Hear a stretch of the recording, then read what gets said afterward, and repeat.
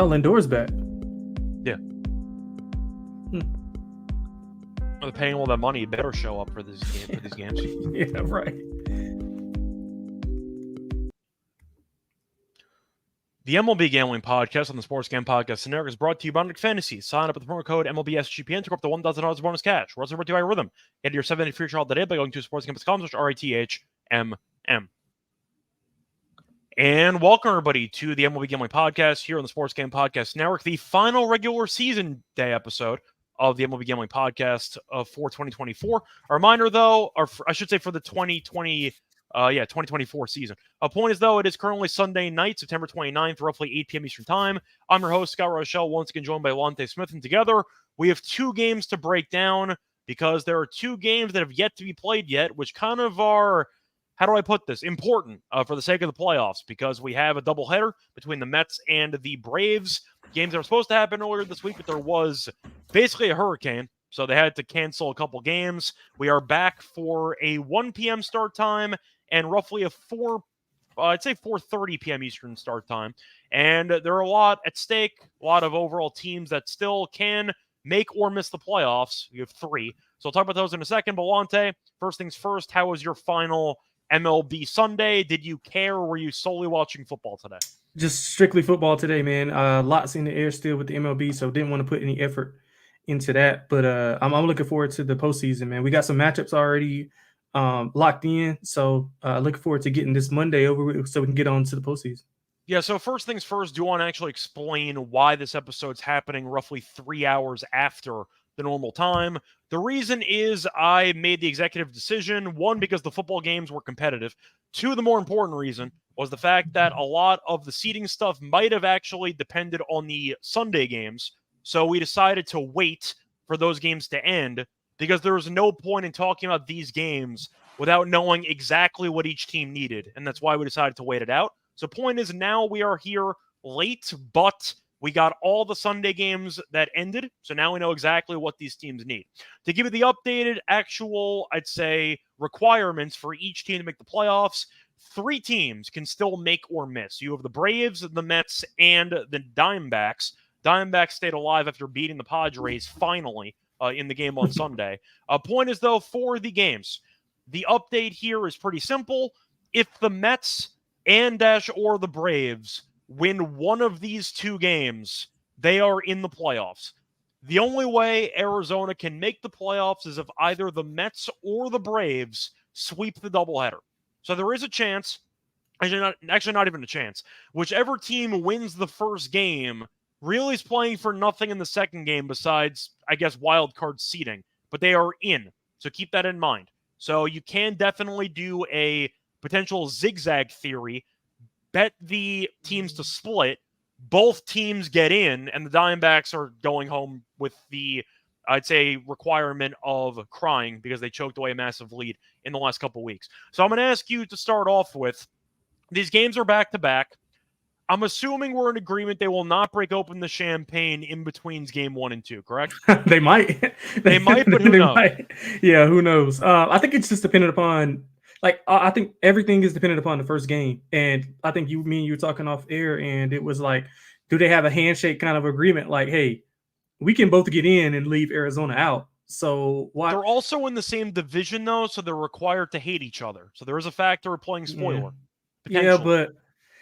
Yeah, but I mean, I find it hard to believe that. I mean, most doubleheaders do split anyway. I don't have the data for this year, but usually, just off the top of my head, I know at least 65-70% of those doubleheaders that were played this year split. And we're counting the White Sox in there as well because I think they played a few doubleheaders as well. So, I think it's interesting to see what transpires because it's going to be game 2 is going to be dependent upon what happens in game 1.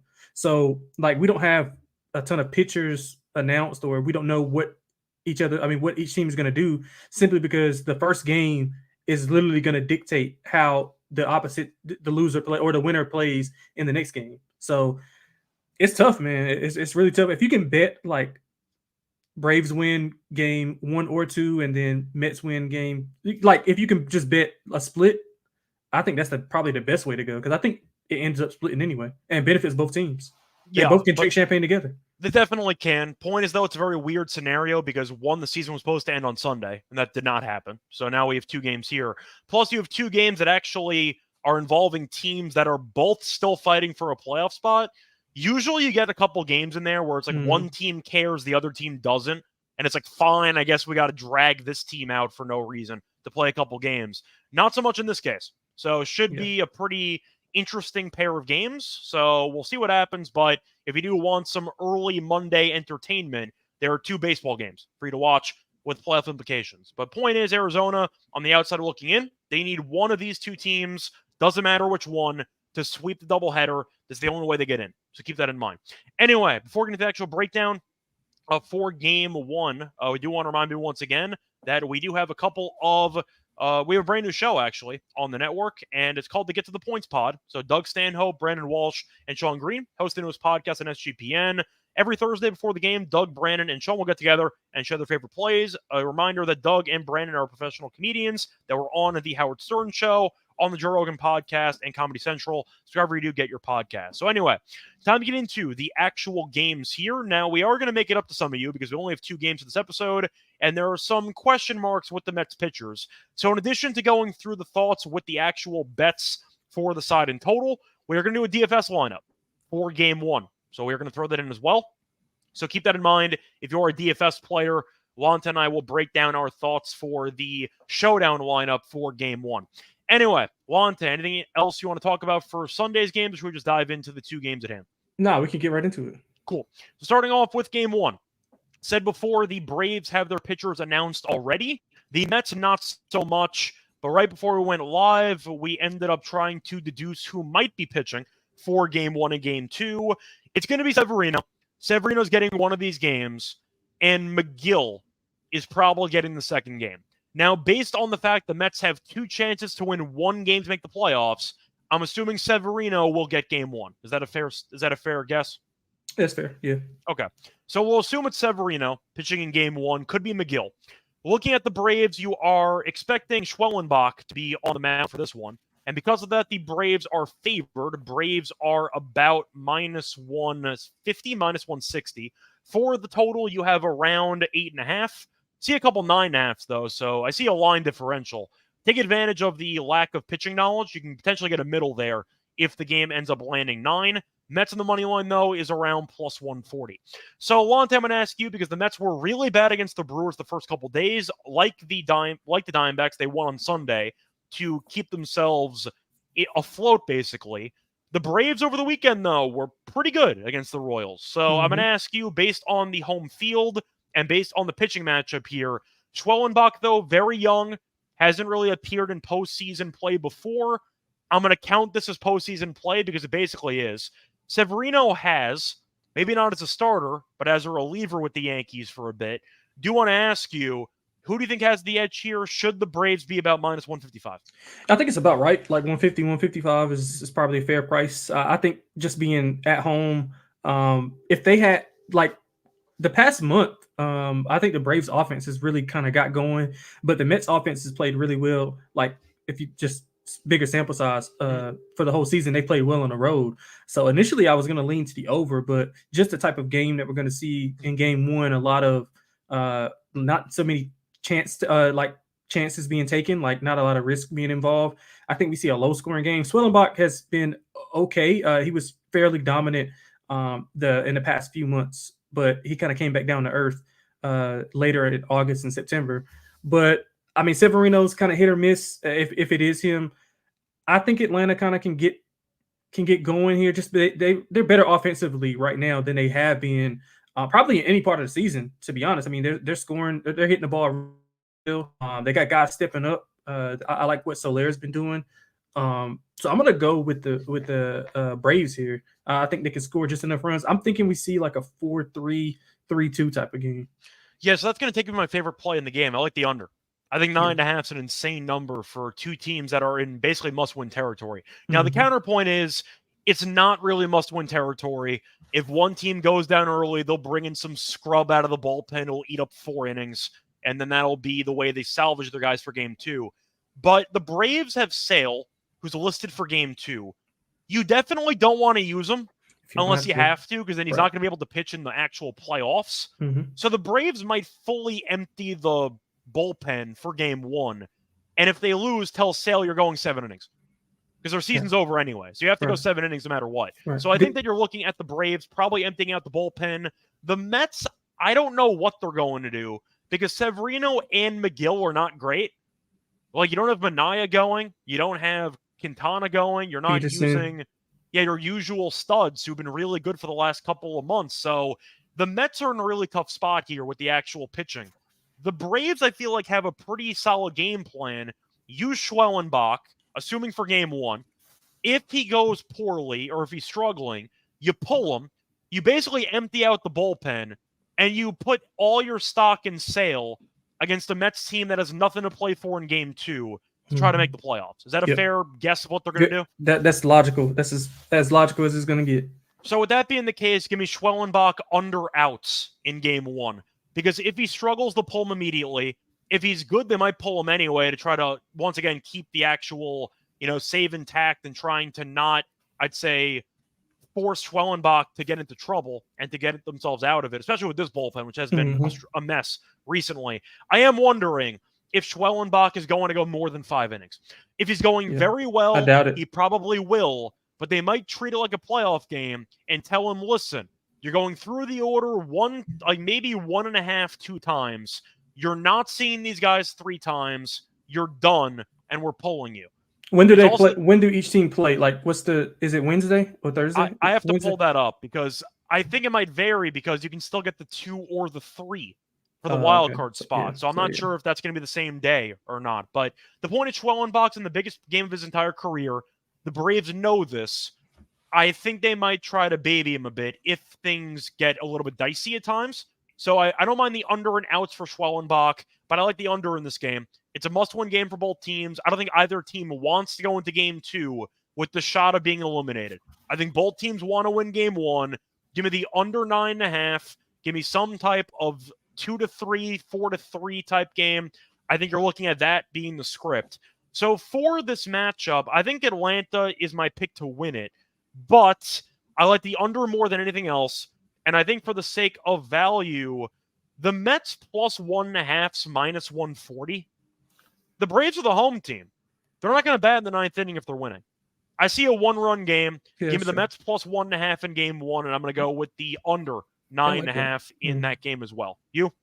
No, I liked it. I didn't even think about that, but that's a good point right there. I guess the only counterpart would be if they tie it up and then they have to go to extras. Then you still have the 1.5 though, because you still need a walk-off home run to lose. Yeah, that's true. Yeah, but I agree with that. I like Atlanta, and I would like to probably go. I know we're gonna go into game 2, but whoever loses, I'm gonna take them in the first 5, especially if it's Atlanta. I'll take them on the run. Whoever loses game 1, I'll take them on the run line. They're gonna kill this team in game 2. Yeah, that too. But I think the first 5 will be obviously if the Mets win, they're gonna have to face Sale, and Sale's probably not gonna give anything up. And who knows who's gonna be in that lineup for the Mets if they win. Same thing with Atlanta. Yeah. The only difference is that New York doesn't have a Sale or any ace because they pitched them this weekend. So that could be the counterpart. So you might get some value actually on Atlanta in that first 5, depending on who they throw or what happens. Like if they win, you might want to take the Mets first 5 as well. So it's different ways you can go around it. I think we're just going off of like how we think the first game is going to go, and then kind of parlaying that into game 2, because obviously they're dependent upon one another. So, yeah, definitely true. But now we're going to segue into a new portion for this episode because we need something else for game 1. We're going to go to the DFS lineup page. Now, this one's going to be on FanDuel. This is a showdown lineup. If you're not aware of what that means, it means pick 5 guys with a salary cap, and you got to make the best lineup you can. You have an MVP. So all their points get multiplied by 2. You have a star. Their points get multiplied by 1.5. And 3 regular utility players. The salary here is $3,500. No pitchers are included here. So, Lonte, I'm going to ask you to go first. For salary, you have You have currently the favorite. The highest salary is actually Ozuna. Lindor's back. He's the second highest at $9K. Olsen's at $8,500. You have Soler at $8,000. You have Harris You have Harris the second at $7,500. Alonso $7,500. Albies $7,000. Vientos 7,000. You get the point. I'm going to ask you, we can alternate. Who are you going with as your first pick in the DFS draft? I'm going Michael Harris. Okay.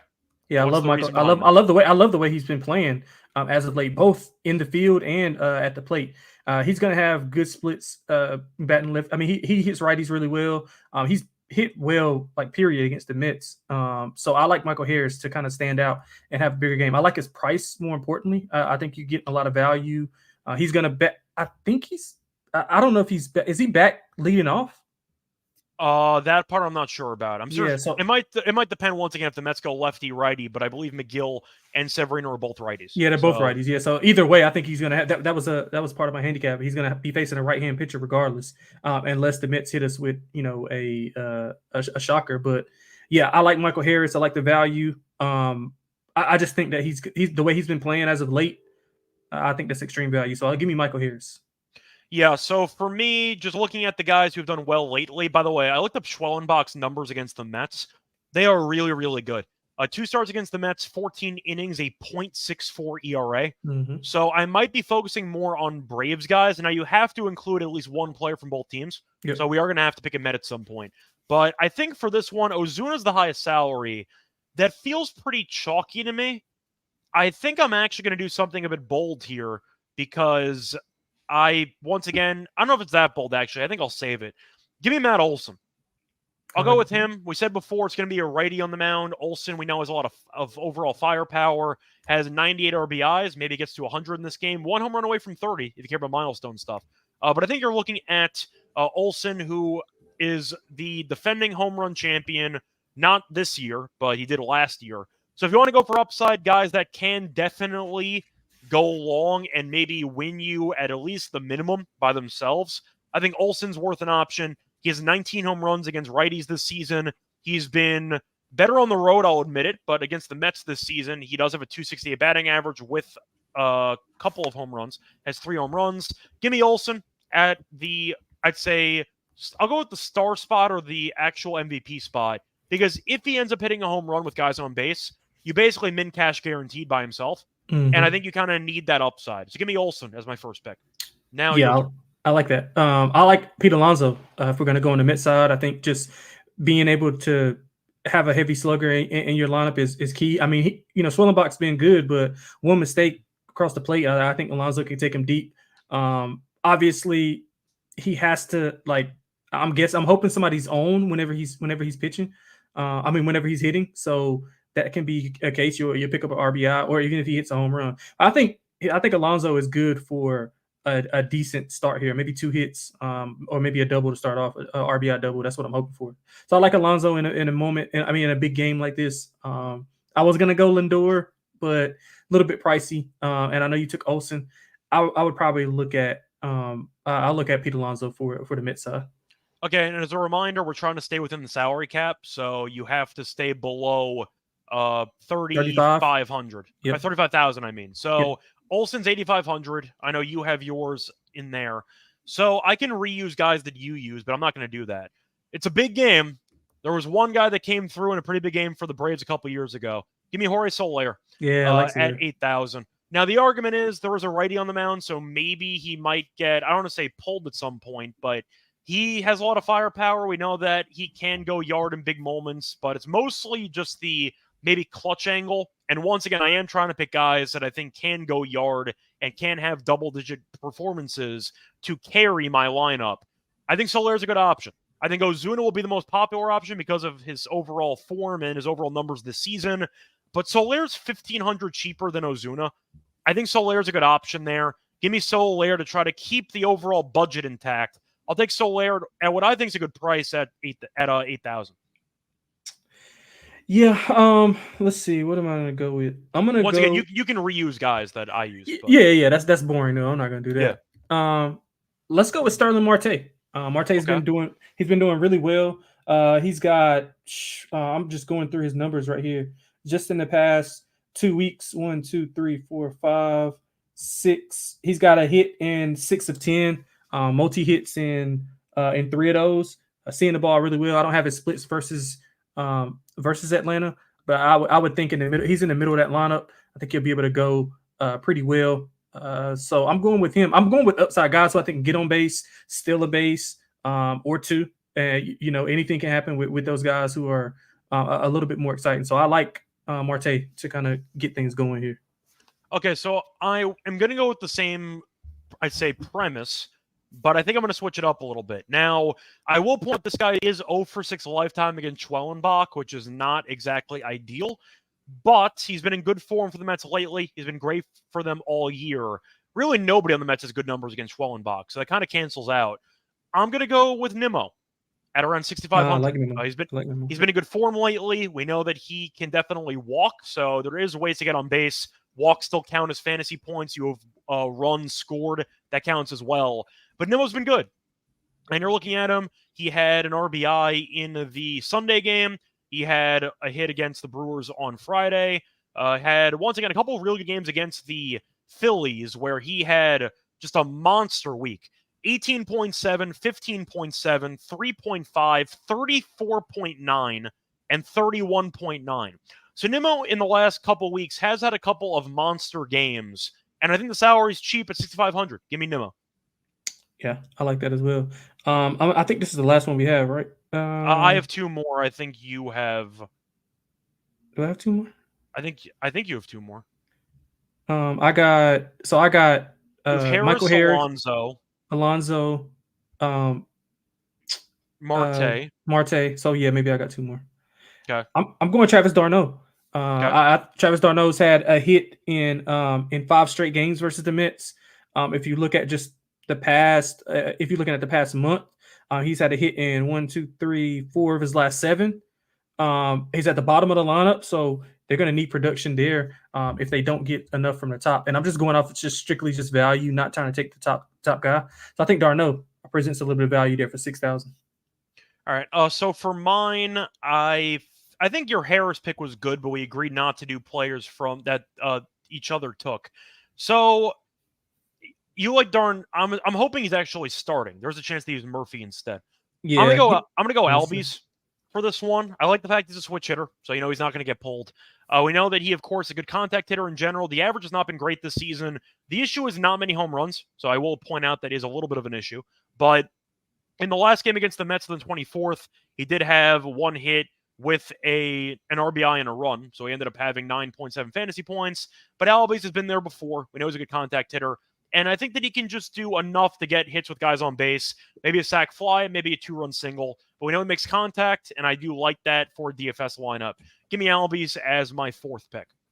Yeah, that's what I was going to take as well. For those snooze, you lose. So I'm going to ask you, what salary do you have left? Damn, I got to add them up. I think I got I've been taking like 6s. I got. Let me just add it up real quick because I'm not adding the guys to the thing. I have, let's go with, okay, so d'Arnaud is 6,000. Okay. We got. You have Harris, it was like 7,500. Harris is at 75, so that's 13.5. We have. FanDuel keeps tabs for you. Just I can't add it because I'm not logged in and I forgot to log in. Yeah, that's fine. So, but I think just to be fair, I think I'm at probably like 6,000 still. Okay, so I'll plug it in for you because I know that I have exactly 5K left. Okay, so I know that. Yeah. So you have Harris. You have Alonso. And you have Marte, and I have d'Arnaud. Yeah, I have those. Okay, so your salary right now, you have 7,500 left. 7,500. So your options for salary at 7,500, you have Vientos, you have JD Martinez, you have Laureano, Winker, and you can go from there. What about Bader? I think Bader's going to play. Bader's available. That's 5,500. Yeah, Bader's a big game. He's a big. There's one series against Cleveland, but yes. Yeah. So I'm going to go with Bader. Just upside, strictly upside for a low value. It's a low ownership option. I'll tell you that much. Yeah. So and that's exactly what I'm looking for. Yeah. So I'll go with Bader. Okay. So I need 6,000. So I am thinking about Laureano, but I want guys that I know that are guaranteed to play. Laureano should play, but I'm assuming RC is going to be in the lineup. I think he has to be, right? I think so. I'll go Arcia. Looking at his last couple games, he has been getting some hits. He's had a hit in 4 of the last 5 games. Nothing that jumps off the page. He's had less than 7 points in about 6 straight, but he has gotten to 6 in 4 of the last 5. So a decent floor. Does have 17 home runs this season, so I think that can give you some upside there. But I'll go with Arcia as my last pick for the DFS lineup. Anyway, hopefully you enjoyed that little experiment, I guess. But the point is that's going to wrap it up for Game 1. Now it's time to get into Game 2. But for that, remember once again that we are brought to you by Nook Fantasy because they have a lot of great options on their menu. They also have first touchdown projections, ton of ways to win with the NFL, college football, MLB, MMA, and more. You have tennis and WNBA as well. Their lobby is jam-packed with profit boosts and no sweat entries. They also have a bunch of specials and boosts that you can use for your flex entries. And a reminder that for mine, I'll go with what do I want to go with here? I don't know if it's going to get posted, but I am tempted by Schwellenbach outs on the lower on that one. I think I'll do that. Give me Schwellenbach lower on the outs for my entry here, solely based on the idea of potentially using the entire bullpen, saving Sale for Game 2 to go 7+. Anyway, though, a reminder, sign up the promo code MLBSGPN to claim your special pick and first-time deposit offer up to $1,000 bonus cash on fantasy promo code MLBSGPN. Welcome back, everyone, to the MLB Gambling Podcast. Just finished going through Week 1 with the DFS entry. Now it's time to get into Game 2. Now, a reminder, Game 1 will determine everything about Game 2, but we still got to cover it. So for the actual Game 2 pitching matchup, it should be either Severino or McGill, and it will be Chris Sale if the Braves lose Game 1. If they win Game 1, it could be anybody. They might call up somebody for the doubleheader and let them pitch the entire game. So we're going to assume it's Sale against probably McGill if we had to pick. Now, for betting lines, I see the actual price here for the Braves. They are obviously favored as Sales picked the pitch at about -180. For the Mets, +150. For the over-under, 7.5 on the total. I don't see any different lines, so we just have 7.5. So, Lonte, I'm going to ask you, I know a lot of it depends on what we're expecting to see from Game 1. What do you like for Game 2? Yeah, obviously this is probably the tougher part, but I'm gonna go under the assumption because I think we both like Atlanta in Game 1. I'm gonna go with the Mets in Game 2. Anything with a plus beside it, or obviously I think they'll flip favorite if they win Game 1, if they lose Game 1. But I just think that the Mets will be able to get to whoever outside of Sale, and that's pretty much my handicap. But obviously things change if the Mets win Game 1, but I don't think they'll win Game 1. If I was them, I would just go all in for Game 2. I mean, I get it. You know, you don't want to. You got a better chance of not facing Sale than you get what I'm saying. Like, I would rather not face Sale than face Swellenbach. I would rather face Swellenbach than Sale. So that's how I'm going at it. I would obviously lean more so to an over in this specific game. I think both teams will be a little bit more freer, obviously knowing what's at stake for the losing team in Game 1. So I think there'll be more risk involved here. So I'll go with the over, and I'll go with the Mets in Game 2. I think we're going to agree. I got to go with the Mets. I see no value on Atlanta overnight. Yeah, zero. Because if the Braves end up losing Game 1, they might close like -300. So the argument is, if you think the Braves will lose Game 1, then you want to take them now and get the run line. But with Schwellenbach's numbers against the Mets, I kind of have to assume that the Braves win Game 1. So I'll take the plus money. I just feel like if you're expecting the Mets to be a dog in Game 1, which they are, and you think the Braves should win Game 1, then you're automatically gravitating to the Mets in Game 2 because we're picking a chop here. So I think I'm going with exactly what you have. I think I'm going to go with the Mets. I think that I prefer Mets team total over as well instead of the full game over because the Braves might sit half the team. Yep. There's no reason to use Ozuna, no reason to use Olsen. You might just see a bunch of scrubs out there. Or at least, for a couple innings, and maybe you'll pull everyone. But the Mets, assuming Sale's listed, make sure you use a book that does not void your team totals depending on the starting pitcher. Because you might end up getting like 3.5 on a team total, and Sale's not pitching. Mm-hmm. So you can definitely find some value there. I think Mets Game 2 money line is really the only way to go. And if you do like the Braves Game 2, honestly, you might want to just parlay them. Like, you could just parlay one team to win Game 1, the other team to win Game 2, and then whatever works, works. That could be your move. I think that's the best. That's probably my best bet of the whole show. Yeah. So Braves Mets game 1, Braves game 2 Mets, or even vice versa. You think the Mets win game 1, take the Braves in game 2, but but you want to look at the book that you're betting that at and make sure, like you mentioned, that they don't void on the list. Yeah, it has to be action regardless of pitching. Yeah. So game 2 is pretty short because we think the Braves win game 1. So I'll go with the over with the Mets team total for me, the over in general, and I'll go with the Mets. So that's kind of my thoughts on that one. Anything else you want to talk about for game 2? Because I don't really know what else to talk about. nah, man. We pretty much try to string it together for about 30 minutes. I think we did a pretty good job. Yeah, unfortunately, though, I have another ad read that I have to do, but I got to figure out how to stretch it out a little bit. So I want to at least discuss maybe briefly the actual playoff break. I should say, I'll put it this way, for the sake of the actual bracket, I want to talk about who's playing who right now, and we can go from there. Just to briefly discuss, we're going to do it again for the postseason episode, but I do want to at least mention it. So right now, you have the 5 and the 6 undecided. The higher seed plays the Padres, and the lower seed plays the Brewers. So you might actually want to be the 6th seed. I would. Does that sound crazy? Yeah, I don't want to face San Diego. I do not want to face San Diego. So that's something to keep in mind. So yeah.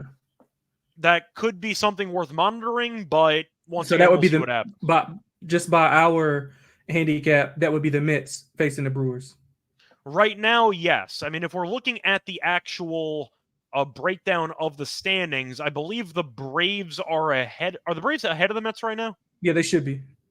I think they are. So the Braves being ahead of the Mets, that would mean the Braves right now are the 5 and the Mets are the 6. Right. So assuming everything holds, then you are looking at the Mets being the 6 and the Braves being the 5. So even more incentive if you see the Mets potentially win game 1 to just punt game 2 because they want to face Milwaukee. Yeah, or I mean, or if you were, I don't know. I don't know, because if I was Atlanta, I would want to face. I mean, either team, I would want to face the Brewers. No matter what, you're not using Sale. No matter what. Yeah. In fact, I think it's impossible actually for the I think it's impossible for the Braves to face the Brewers. Is it?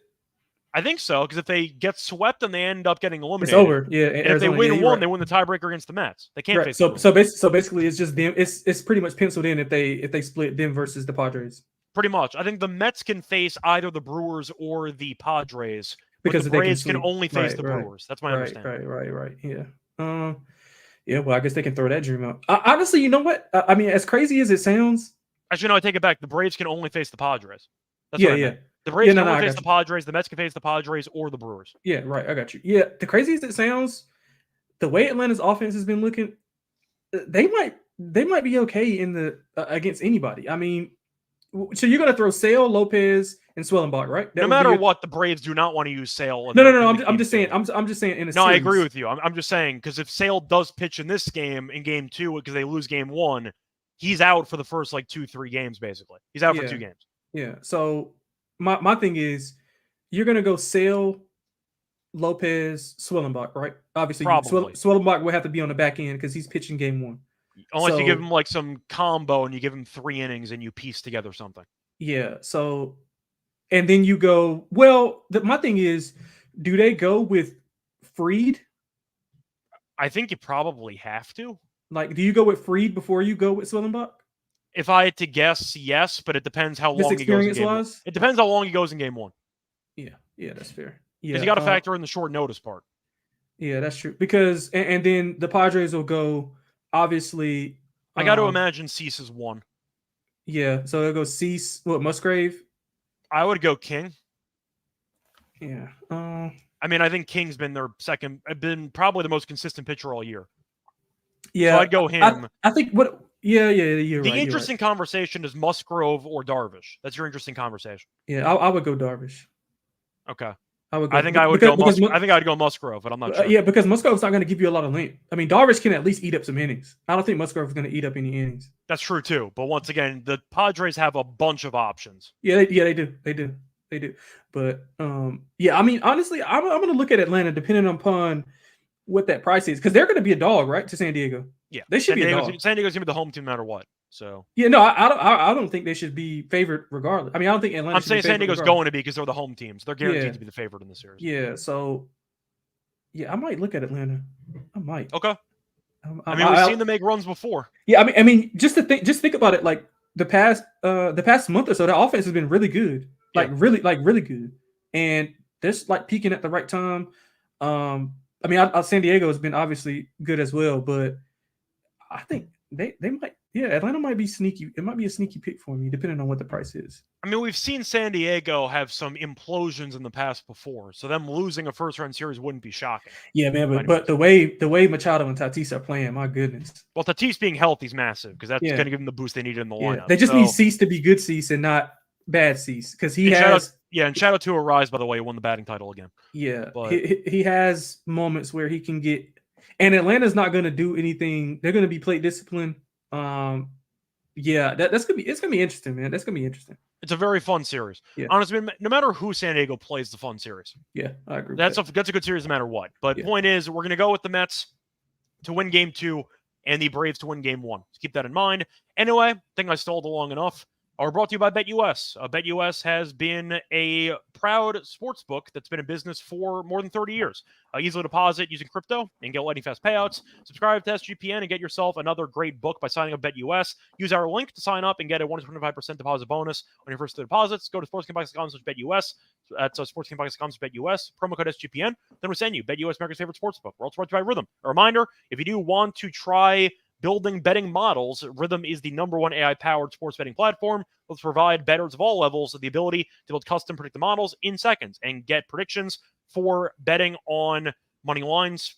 You have spreads, totals, and props. Build your own model, copy one of the top-performing models on the leaderboard, or you can press build a model, and Rhythm will build you a model in seconds. Do predictions on every game and player props. And a reminder, they have a bunch of stats, research, and trend analysis to give you more betting insights. And a reminder that you can claim a free trial, 7 days actually, by going to sportsgamblingbox.com/rhythm, sportsgamblingbox.com/RETHMM for your 7-day free trial.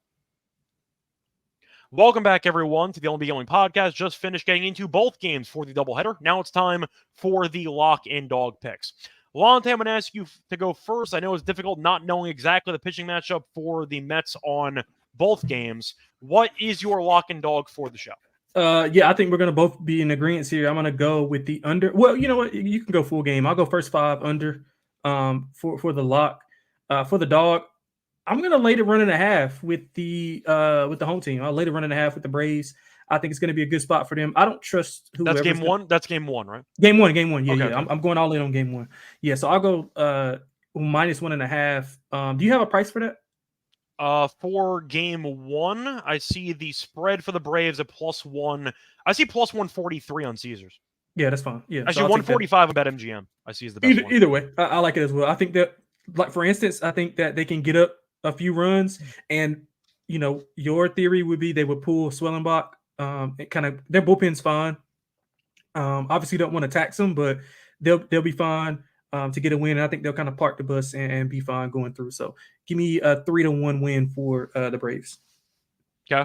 And for mine, for the lock, I think I have to do it. Yeah, give me the under in game 1. It's at around it's at 9.5. Like, that's such a massive number. I don't really have a choice. I gotta go with it. I see some books have 7.5 now. So jump on 9.5 as soon as you possibly can, because this line is plummeting. But I'll go with it. I think it's too high. I think you're looking at Schwellenbach, who has great numbers against the Mets, ERA below 1 against them this season. The Mets will piece something together, but it's mostly in a must-win game for both teams. I expect the playoff atmosphere. Give me a low-scoring rock fight, a 4-3 final, something like that. Give me the under 9.5 as my lock. For my dog, I am going to go with the Mets in game 2, which I do see available at about +150. I think it's a great price. Once again, if we're picking the Braves to win game 1, then there's no incentive for the Braves to try in game 2. So you're looking at the Mets potentially running unopposed in this game. But Sale might not pitch, a reminder, because if they win game 1, you have to save him for game 1 of the first round. So you might end up avoiding Sale, and you're getting +150. I like the price. Give me the Mets in game 2 on the money line at +150. Anyway, time for the home run picks. We'll go with game 1 only for this one. I guess if you want to go for game 2, you can, but I don't know why you'd bother. Yeah, Lonte, what are your thoughts for the home run choice for game 1? Well, I think it got to coincide with our lineup, with our FanDuel lineup. So I'm gonna go with Michael Harris. He's been really good as of late, like I mentioned. He had 3 hits in his last game. He's actually, you know what's crazy, bro? He's had multi hits in 1, 2, 3, 4, 5, 6, 7 of his last 10. He's had 3 hits in 1, 2, 3, 4, and 5 of those. 3 hits in 5 of those. Only he's had 2, 3, 4. Sorry, this is a bad podcast. I do want to point out, by the way, while you pull up the stats, he's 4 for 8 lifetime with a home run against Severino. Right, and he's got 5 home runs in the month of September. Make that 7 home runs in the month of September. So, like I said, man, I think Michael Harris is going to be the MVP of this game, whether that's at the plate or in the field. But for my sake, I hope it's at the plate, hitting a home run. Yeah, so I'm going to go with my main pick as well for my DFS lineup. I'm going to go with Matt Olson. I feel like I have to. 5 hits and 11 at-bats with 5 walks against Severino. I know the walks aren't going to help me here. Point is, though, an on-base percentage of 647 with a batting average of 455 against Severino. He owns this guy, and he has been, once again, a solid home run hitter for years. I'll go with him. I think he definitely has the power. Obviously, we saw him lead the league in home runs last year. I'll take him to hit a big home run in a must-win game for the Braves. Anyway, that's going to wrap it up for this last-second makeshift episode because of the overall doubleheader with the rain delay earlier rain cancellation back-to-back days earlier this week. A reminder back once again for the playoffs. The next episode should be the overall playoff preview episode, so check that out in a couple days or in a day or two. Until next time, though, find me on Twitter at Reichel Radio. Find me on the MLB show, obviously, the WNBA show, the NBA show, and find me on the tennis show. Had an episode right before this, an episode I'm going to have probably in an hour or so. Find Lonte on Twitter at XXLonteXX. Find his articles on the SGPN website. And a reminder, he's also on the NBA show if you are looking for that as well. Till next time, good luck to all of you and all of your bets. Bye, everyone.